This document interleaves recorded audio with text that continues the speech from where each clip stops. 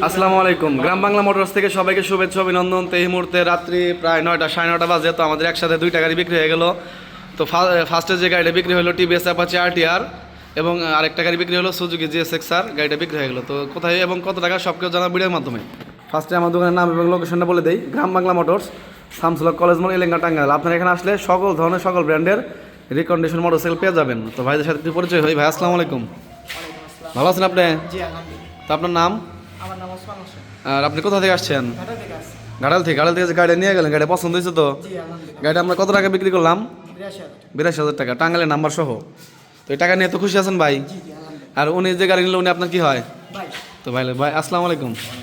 ভালো আছেন আপনি? তা আপনার নাম? আর আপনার লোকেশন কোথায়?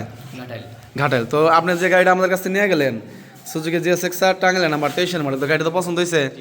গাড়িটা আমরা কত টাকা বিক্রি করলাম? 3,40,000 টাকা। তো এই টাকা নিয়ে খুশি আছেন তো?